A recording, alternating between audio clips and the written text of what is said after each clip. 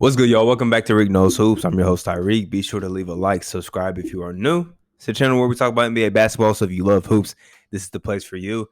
And Brad Stevens, the new president of basketball operations for the Boston Celtics, is already making moves. Yeah, I wasn't really sure if trades could be agreed upon publicly while the playoffs are still going on, but Brad Stevens, he's already making moves for the Celtics.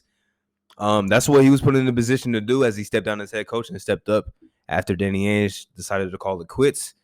And now he's making moves, man. Trading Kemba Walker away to the Oklahoma City Thunder along with the number 16 pick in the 2021 NBA draft and the future second round pick for Al Horford going back to Boston, young big man Moses Brown, and a future second round pick. All three of those pieces going back to Boston. It's not a lot of times where I look at the trade and I'll be like, well, I think both teams did really well. But I think OKC is involved in a lot of these types of trades where both teams get what they want. I think both teams on paper should look at this trade and be confident with what they received. Let's start with the Boston Celtics since they're the team that is trying to get into contention. OKC obviously is in a rebuild.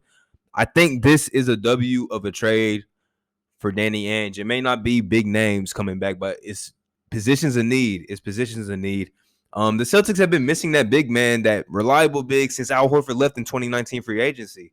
I think he should have stayed in Boston, obviously being a fan, but I think he left to get his bag, and he got his bag. And I'm never mad at somebody for chasing their bag, but the Celtics have been missing him since then, and I don't think Al Horford has found a fitting place where he can contend with, since he left the Celtics. He tried it in Philly, didn't really work out, didn't really fit on the court. And then he obviously got traded to OKC, and he showed that he can still play really good basketball, and they shut him down the second half of the season to keep him healthy so they could trade him in the offseason, which is now what they are doing. And I think this is a W for the season because now they get the big that they've been missing since Al Horford left. They've tried, Daniel Tice did an okay job. I think he exceeded a lot of people's expectations, but him being an undersized center really, came into effect at times. Same thing with Robert Williams. He's done good when he's been on the court, but he hasn't been on the court as much as you would like your starting center to be on the court. He's dealt with a lot of injuries. His season ended with another injury. He dealt with a lot of those once his minutes went up. So, the Celtics, they needed some reliable big man, and they got that in Al Horford. And I also really like getting Moses Brown too. I watched him a few times in OKC. It was hard to watch the Thunder after they really shut Shea down, they shut Al Horford down. But Moses Brown was a big bright spot for this team at times. I just like how much energy he plays with.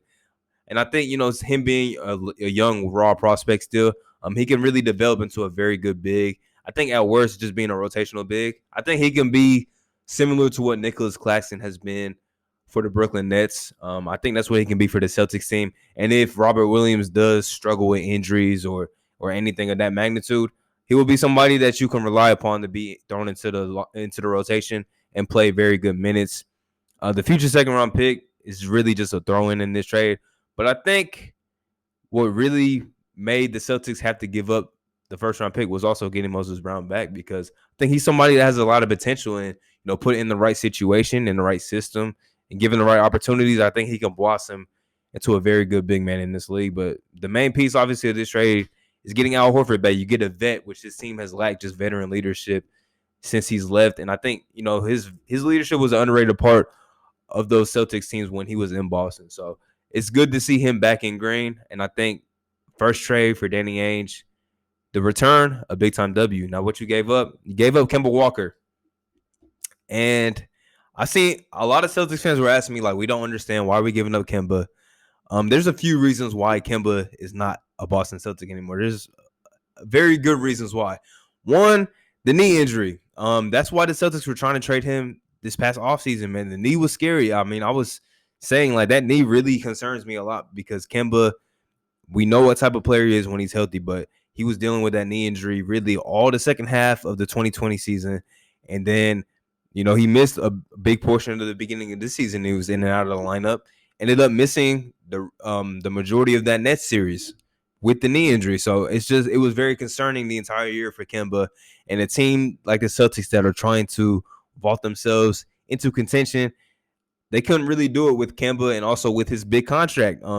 You're paying somebody almost $40 million, a point guard that's not playing like we know Kemba Walker can play. And, that's a big time hit. It limits flexibility to make moves in the offseason. And we know the Celtics team has to make a lot of more changes than what they just did with this trade. So, getting rid of Kemba had to be something that was done. And also, he expressed distrust with the organization because he was in trade rumors all offseason, and during the regular season, he was in trade rumors too. And the Celtics weren't able to deal him because a lot of teams were afraid of that knee injury. So, there was really reasons for both sides to want a new situation. And I think Kemba gets a win in this situation because, well, now while the Celtics did not want him, and OKC wants him because they want to do the same thing that they just did with Al Horford, what they did with Danny Green, what they did with Kelly Oubre, Chris Paul. I might be missing some players, but they want to get more picks out of these players. And if Kemba's able to stay healthy, I think they can get more picks. Trading Kemba to a contending franchise, they might be able to sneak a first round pick, maybe another future first. If Kemba, there's not really any guarantee that he's in OKC this season at all. He might get dealt, further down the line in the offseason. That could potentially happen. But if he is in OKC, I think it would be similar to an Al Horford situation. Show that you can hoop, show that you can stay healthy. And then if you're not dealt by the deadline, they'll probably either shut him down for the rest of the season or just manage him very lightly the rest of the season so he doesn't get hurt, so he's healthy going into the next off season, so they can deal him to a contending team or a team that's trying to get into contention. I think Kemba, this should be a big time W for him because now he's just somewhere where he just has to show that he can still hoop, and as long as he's healthy, I think Kemba Walker can still hoop. I don't think that should be a concern at all. And for OKC, picks. They got now 3 first-round picks after getting the number 16 pick from the Boston Celtics. 3 first-round picks in this year's draft, and this is a top-heavy draft. Like, this is a draft that a lot of people are saying is going to be one of the best, in recent memories. So now OKC has 3 first-round picks. So, they're going to be a big factor, not just in this draft, but the next 7 NBA drafts, as they have 18 first-round picks and 18 second-round picks over the next 7 drafts.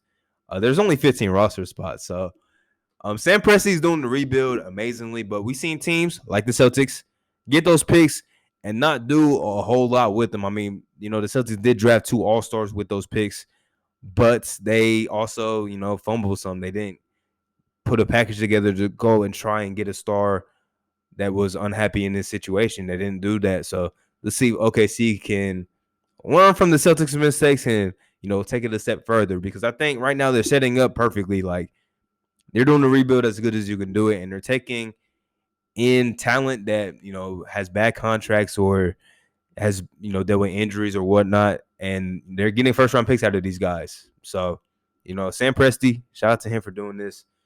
I think this is a W for both teams. I really think this is a W for both teams. Celtics get the big man depth that they've been desperately needing, and OKC gets more draft picks, and they'll probably get more draft picks out of Kemba Walker.